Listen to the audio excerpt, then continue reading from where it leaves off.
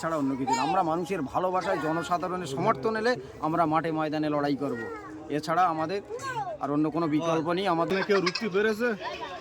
এতই সাহস আপনাদের? ভাইজানের যা সাহস, কোনো মোস্তান কোনো কার ইচ্ছা যাবে তারা? আমাদের কাউকে চাপ দিই না, আমরা চাপ দেওয়া কাজ করিও না। সাধারণ মানুষ তারা নিজের ইচ্ছায়।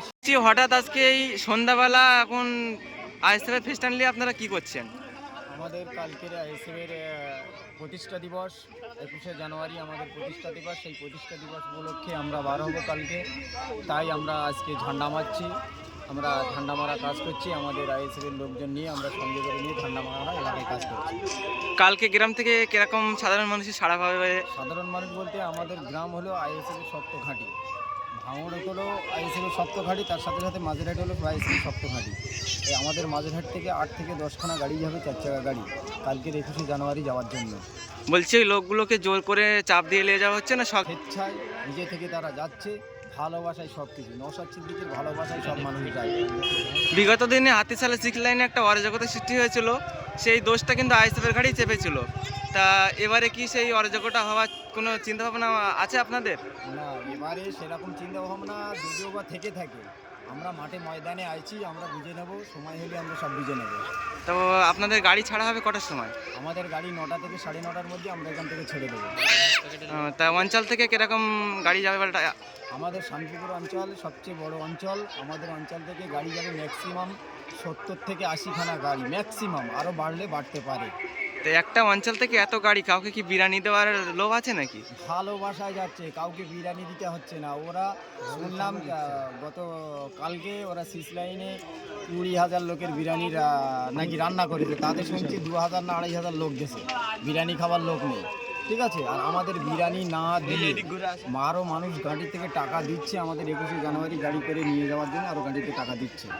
আপনি কি বলবেন কালকের বিষয়ে? আমি সবাই সুস্থভাবে যাক, সুস্থভাবে আসুক, এটা কামনা করি।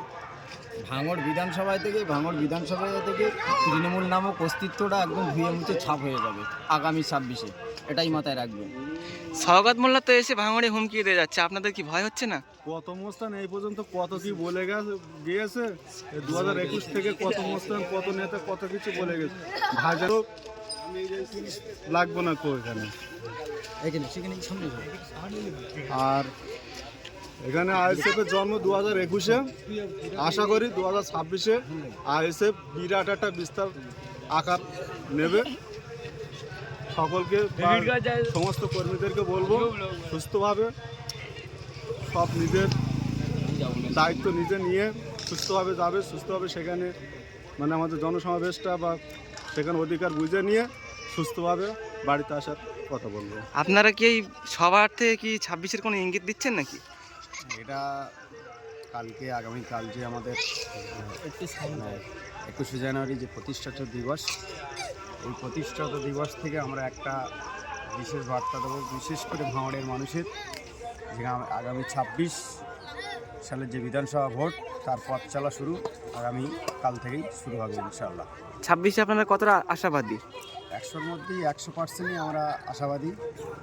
26 সালে এবারে যে 26,000 ভোটের লিড ছিল, এটা প্রায় 40,000 পার হয়ে যাবে। সওগাত মোল্লা তো বলছে যে লোকসভা ভোটে তারা 81,000 ভোটে লিড দিয়েছিল, এবার 1 লাখের অধিক ভোটে লিড দেবে। আপনারা কি করে আশাবাদী? সওগাত মোল্লা হচ্ছে নটোরিয়াস ক্রিমিনাল।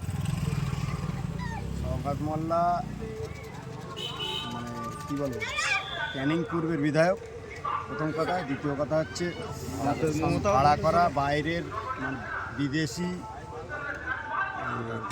প্রোডাক্ট অথবা বিদেশি মাল যারে বলে, এসে পাশের বিধানসভায় এসে মস্তানি ফলাচ্ছে, যাতে কিছু টাকায় এই ভাঙড় বিধানসভা থেকে ইনকাম করা যায়, সেই চিন্তাভাবনা এগোচ্ছে। গুন্ডারাজ তো চালাচ্ছে পঞ্চায়েতে, বিগত পঞ্চায়েত ভোটে যে সন্ত্রাস চালিয়েছে, সেই সন্ত্রাসকে সামনে রেখে যদি মনে হয় যে আগামী 26-এ বিধানসভায় ভোটে সন্ত্রাস চালাবো, তো একটা কথা পরিষ্কারভাবে সওগাত মোল্লা সাহেবকে আমরা উদ্দেশ্য করে বলতে চাই যে আপনারা যদি ইট মারেন, আমরা পাটকেল মারার জন্য তৈরি আছি, অসুবিধা নেই।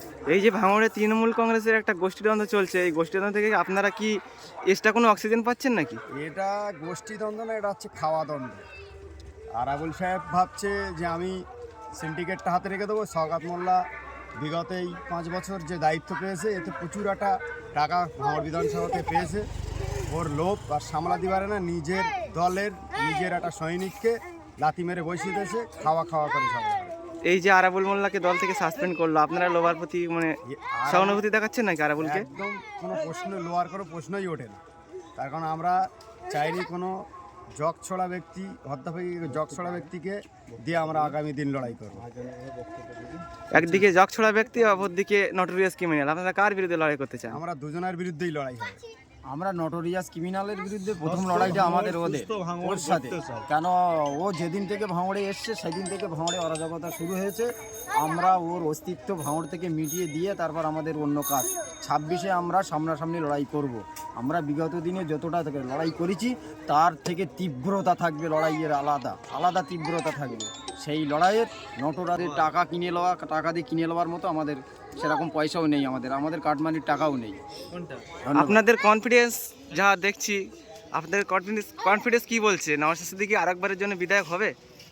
আশা করি 100 শুধু নওশাদ সিদ্দিকী একা না, এরকম কয়েকটা বিধানসভাতে দেখতে পাবে আমাদের এরকম আইএসএফের লিডার, আইএসএফের এমএলএ মানে তৈরি হয়ে গেছে। আর আপনাদেরকে বলবো, আপনাদের মতো সাংবাদিক যে নামটা নিচ্ছ শওকত মোল্লা, আপনারা দেখেছেন বিগত কয়েক বছর আগে যে আমাদের মুখ্যমন্ত্রী মমতা বন্দ্যোপাধ্যায় বলেছে যে তুই তো বোম বাঁধিস আর মানে বোম বাঁধিস আর বোম মারিস, তাহলে সেই শওকত মোল্লার নামটা তোমরা কেন নিচ্ছ? তোমাদের বলবো যে আমাদের ভাইদের যেমন খাতা কলমের কথা নেয় মুখে, সেরকম কোনো একটা বিধায়কের নাম বলো।